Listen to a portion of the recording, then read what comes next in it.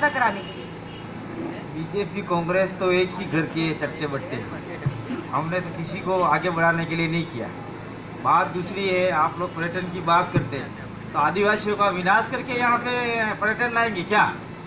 यहाँ जितने भी आदिवासी थे वो सारे विस्थापित हो गए, सारे घर उजड़ गए। यहाँ मधुगौड़ा खत्म हो गया, बाटपुर खत्म हो गया, मालपुर खत्म हो गया, वो सारे लोग बैठे हुए हैं, आदिवासी लोग। यहाँ जनरल भी बैठा हुआ है, सारे घर खेत खलियान खत्म हो गए। ये सारा खत्म करके हम लोग को ऐसा पर्यटन नहीं चाहिए जैसा हमारे यहाँ, ऐसा विकास हमको नहीं चाहिए। जो विनाश के कगार पे खड़ा हो वैसा विकास हमको नहीं चाहिए। न हम भाजपा को समर्थन दे रहे हैं, न कांग्रेस को समर्थन दे रहे। हमने हमारे मुद्दों के साथ में समर्थन दिया था।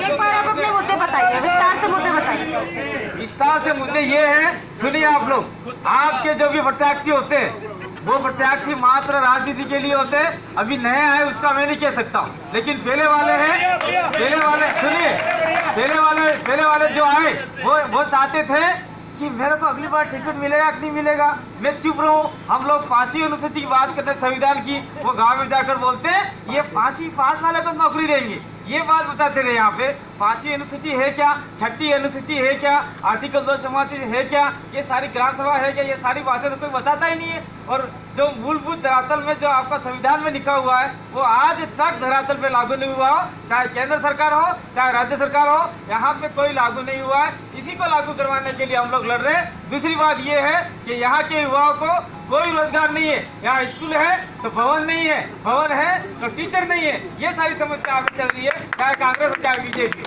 5 साल कांग्रेस, 5 साल बीजेपी, किसका विकास हुआ? जनता का विकास हुआ या पार्टियों का विकास? नेताओं का विकास हुआ, न जनता का हुआ। जो भी नेता थे उनका विकास हुआ।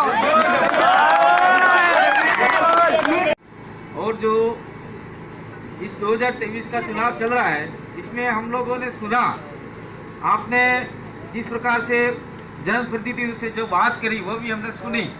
तो हम तो यही कहना चाहते हैं, कांग्रेस साथ ना दे तो बीजेपी नाक ना दे, दोनों एक ही धड़े के मामले, क्योंकि इन्होंने इतने साल से राज किया।